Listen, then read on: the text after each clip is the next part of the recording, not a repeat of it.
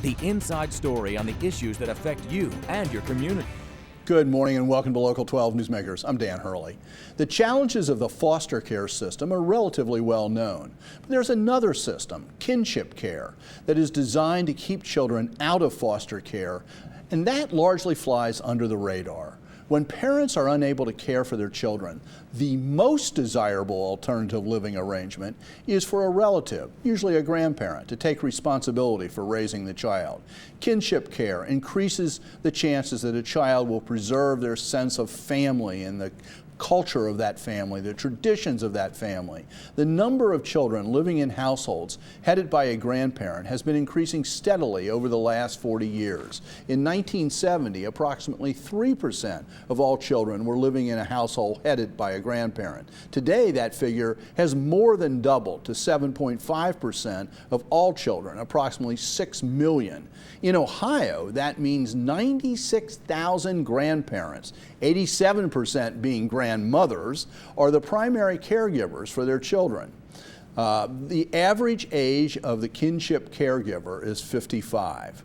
To discuss this growing social trend and some of the challenges, I am joined by two people personally involved and also concerned about the policy issues related to this trend. Memory Royal is the chair of the board of the Contact Center and a grandmother raising her granddaughter. Angela Whitehead is a grandmother who is also raising a granddaughter and is a member of the board of the Contact Center of Cincinnati.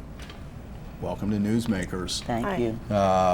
You know, we're gonna trade granddaughter pictures here afterwards. But tell me a little bit, Memory, about what your situation is. How did you become a kinship caregiver? Well, I became a kinship caregiver through a 2-year-old. My 2-year-old granddaughter came to me through the welfare. I was notified she came to me because I had to be a grandparent. They came to me to let me know that they was gonna put her into foster care, and I refused to let her go into adoption. When they come to me and say, hey, you the one that had to take care of her, I had to be the mother and the grandmother to step up to take care of her. With that notice, I am disabled too, and I had to make sure that she is well taken care of. Then with me going through that, I had to go through the court system. I had to go through the mediator with her mother and her father. So me had to sit down there with the welfare and them discuss how we was gonna do this with her. So they made a decision to give me her. And with that situation, I didn't have the clothing, I didn't have the food, I didn't have all that necessary, the resource with her. So with that, I had to ask the welfare and them to give me the resource. And at the beginning, I didn't have none of that. Mm-hmm. So when they started out with that, they had to come into my home and check my surrounding to make sure everything was okay. So when they did come in there and did all of that, then I go back to court and make sure everything was okay. Then we went back into that system. Then they come back again. You know, you have to do 2 or 3, 4 times. Right. So how old was your granddaughter when you actually She was 1 at the time. She was 1 at the time, so you've had her over a year. Yes. So so you're chasing a 2-year-old right now. I'm chasing a 2-year-old right now. She's putting down everything. She's in school right now, though I am chasing her. Okay. Angie, in your situation, how old is your granddaughter and how long have you had her? My granddaughter is 10 now. I've had my granddaughter since she was a year old. She has ADHD. She's taking other medications because she's having difficulty dealing with bullies, school period. My granddaughter is my life. Cherish her. She's a handful. She's a handful. I'm also on disability. So raising my granddaughter, I'm limited to what I can do. I take her a lot of places with me. We recently found out that she needs glasses. Some places cover it, some places don't. She's growing. She's almost half my size now. She's in the 4th grade. Mm-hmm. She's doing good. So one of the things I want to be clear about is you were talking about all of the paperwork, all of the systems you have to work through. Yes. As a kinship caregiver, this is an official status with government. There's some supervision here too, right? Is that right? I mean, we think of foster care with caseworkers and whatever. Do you have caseworkers who are helping, who are supporting your work? I don't have a caseworker. They closed the case right now.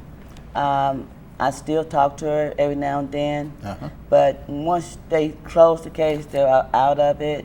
But you still on a minimum Social Security, I'm a minimum income with her.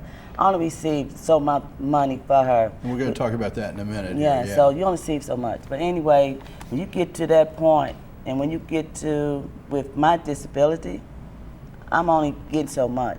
Right. You know. Okay. And same thing in your case. So you don't have a caseworker who's involved with the child? No, mine was done through the court. Okay. Different from Memory Royals. It was my mother has two of my grandkids as well. She has the two oldest ones. Wait a minute. Your mother has. She's also a kinship caregiver. Yes. So she's a great grandmother giving kinship raising care. Yes. Okay. So, like I said, it's not enough income. Yeah. Because you buy school clothes and the list for school supplies gets longer, and they wear out the shoes. They want a pair of shoes every month, you know, and they outgrow the shoes too, yes, is the other yes. problem. Let's take a look on this compensation question. I was able to find the data on this, and we can put it up. The discrepancy in compensation for kinship care versus foster care is significant. 39% of children in kinship care receive some form of public assistance. 31% live below the poverty line. Ohio works first, that's what we would all call welfare in the old days, provides a benefit check of $277 per month for a child in kinship care. OWF pays $103 per month for a second child and a total of $465 per month for 3 children. The foster care system pays $500 per month to the caregivers for each non-disabled child. So even if you had 3 children in kinship care, you wouldn't get as much as if you had 1 child in foster care. Correct. Right. So the financial support is really different, yet this is keeping children out of that foster care system where there are a lot of concerns about supervision, and there are many great foster care parents, but they're not relatives. They don't have the same relationship. So you were talking about the money side. Is that what basically, do I have the numbers right? 277, that's what I was Basically, the numbers are 282. Okay. It's just a little bit up. Okay. But when you're on disability, in some cases, like me going through court to get my granddaughter, she receives 282. My income is based on her income. So with the food stamps, we only get $99. So I'm coming out of pocket to even provide more food for my granddaughter. Mm-hmm. So some of our resources, St. Vincent de Paul or the Free Store or other pantries, you know what I mean, You still have to search around and be able to feed yourself with these kids. Because with your food stamp runs out, and when you got a 2-year-old and she got a 10-year-old, they eat. You know, so once you go and buy this, we don't go and just buy junk. You got to buy food to make a meal with. You know, once you buy that and they eat and all that, you still got to purchase and still be able to live out through that month. Now, with your daughter's in school. Yes. Is she eligible for the food program at school? Yes. Okay. So what about, what happens in the summer? We've heard a lot, we're coming out of the summer when the schools are closed down. My granddaughter, the school she goes to, which is Phoenix Learning Center, they have camp during the summer. So basically, most of the teachers there, they work all year round. She went to camp this year. They do a lot of activities. They go a lot of places, skating, the bouncy house. They did enjoy themselves this summer. But the food, she did have access to They did have access breakfast, to food. lunch? Yes. Okay. Yes. Now, your granddaughter is just a little My over granddaughter 2. go all year round school. She at the YMCA child care. Oh, she's a YMCA. Yes, she's a YMCA. She go all year round. So she get breakfast, she have to snack, but she go all year round. Okay. So still, she get a little breakfast, she get lunch, but when she come home, she still eats. Yeah, she still eats. They all eat. Yes. Your 10-year-old.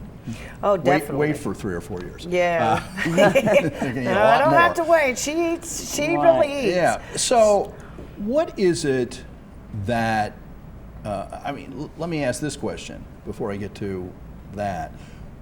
What is your hope? Is this something that you see as a permanent factor in your lives, that you're going to be giving your granddaughter, you're going to be the primary caregiver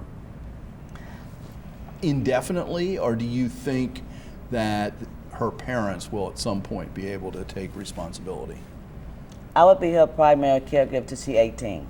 till she's 18? Till she 18. So this is a whole second phase of life. This is whole second phase of life. Now, don't get mixed up. Her parents will still be able to see her. They still be able to come and visit her. They still interact with her and carry on. So they still have sex with her. But I'll still be the primary with her. Doing through that situation, the parents had the issues that was going on. So, but still, grandparents still have to step up. The reason why I stepped up, because I didn't want to see her in there and just give her the love and affection that we should be around families. And I didn't want her to be in the foster care. And you've had your granddaughter for 9 years, so is that sort of, you see that going on? Yeah. Okay. Yeah. Well, the real difference in that is when I hear statistics about foster care, children in foster care are being moved from home to home frequently, Right. in ways that, because it doesn't work, and the problem of bonding with anybody, it becomes a real problem. So you're providing long-term love, care in a home setting. Yes. Yes. What if you could change something about the system? What is it that you would change? What I would like to change is, when we was coming up as kids, parents always say, family is our bond. You keep wanting us together. It's about us to stay together. Love one another. When you go to family function, we stay together. When you go to family reunion, we all together. So when we come from one house to another, we go to aunties and this and that, we all together. Okay. So I would like to keep that together. Angie? One thing that I would like to change is the system holding people accountable for things that they've done in their past.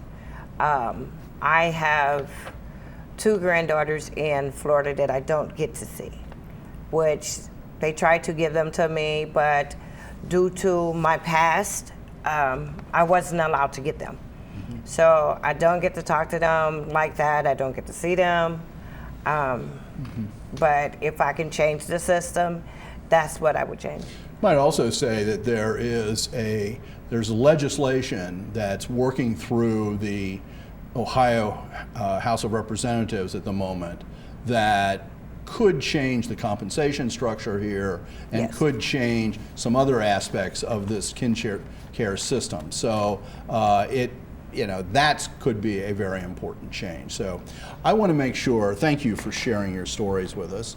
I want to make sure people know that there's an opportunity to learn more. This Friday evening, the Contact Center will celebrate the centennial of women winning the right to vote with a potluck dinner and a candidate forum. It will be held at the Contact Center at 1227 Vine Street in over the Rhine.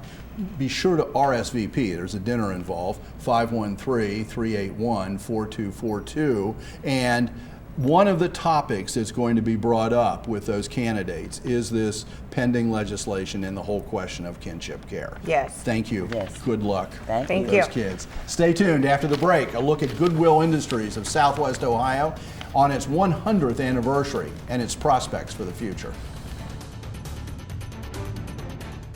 What we do here is get people jobs who can't get jobs. They're the last people hired. Someone with a disability, somebody who's homeless.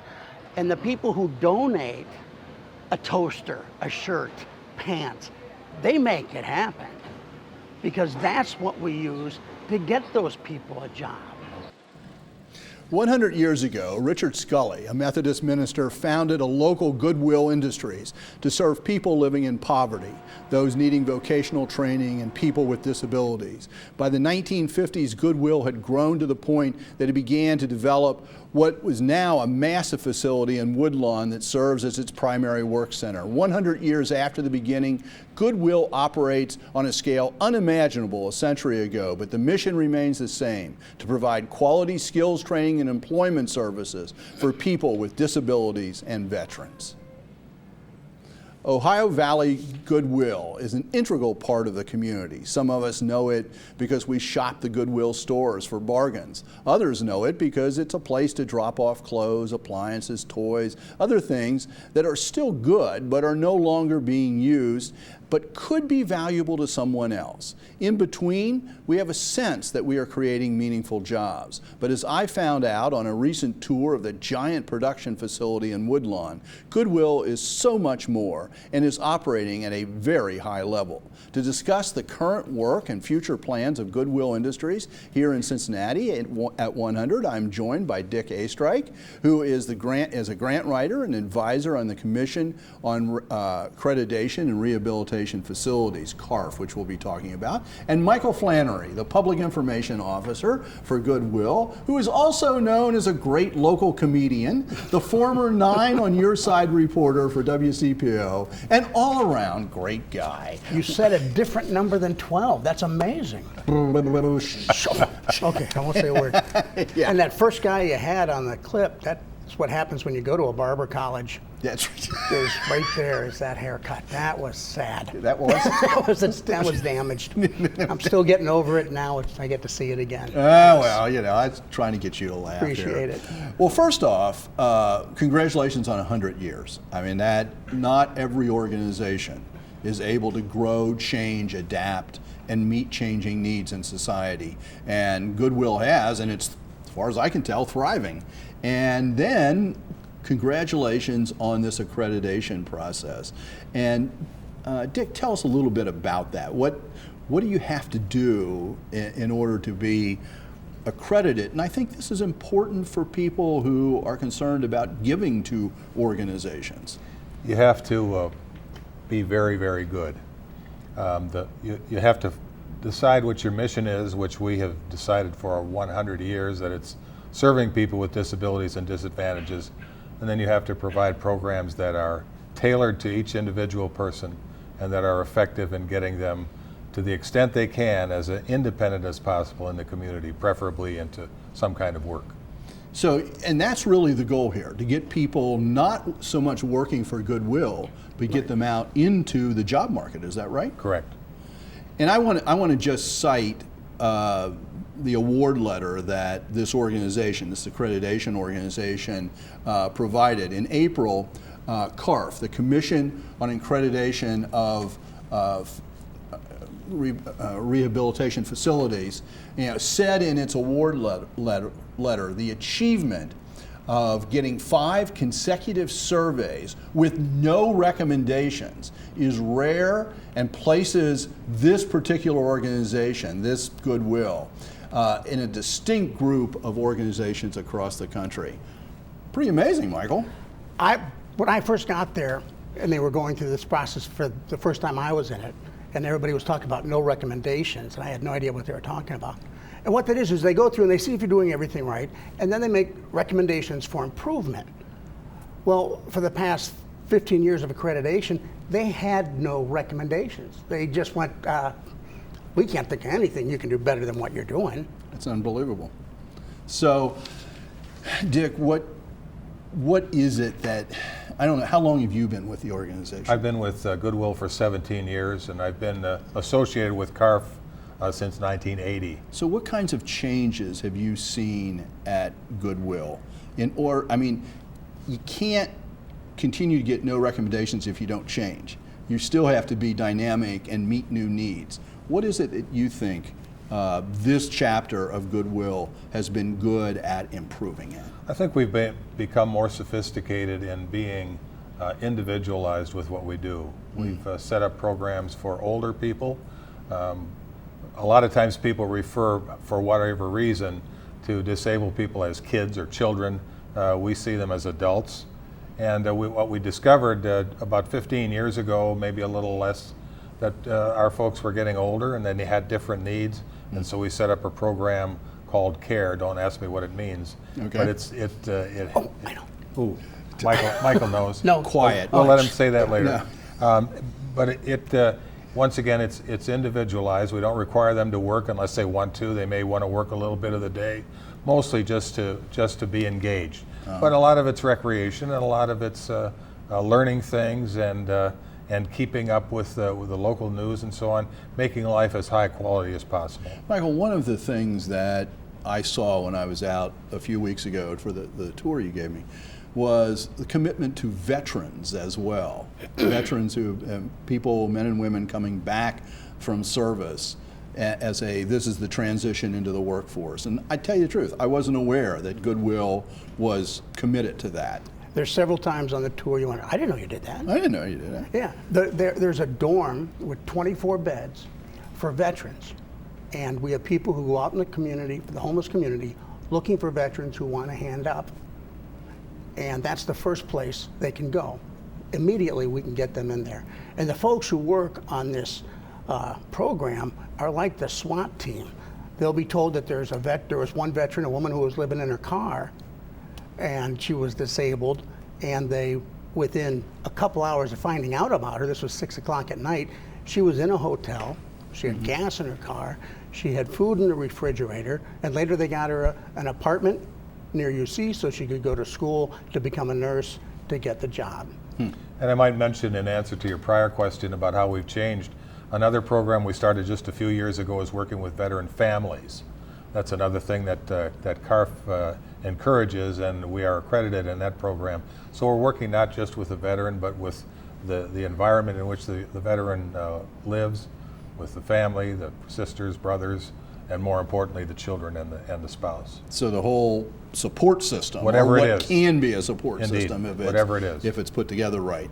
One of the things that I think people know that you do is to provide work for people with various levels and various kinds of disabilities.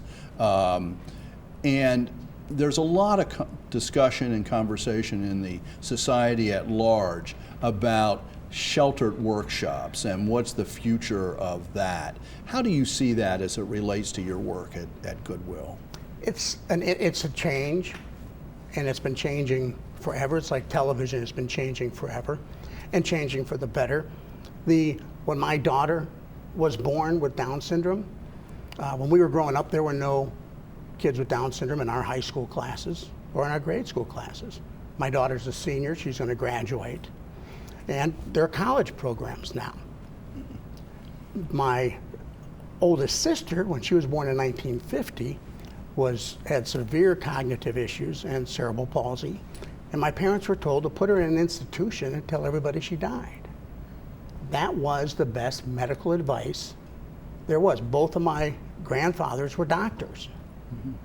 And so it's always changing for what's needed in the area. That's interesting. What just piggybacking on that, the word shelter is probably an unfortunate term.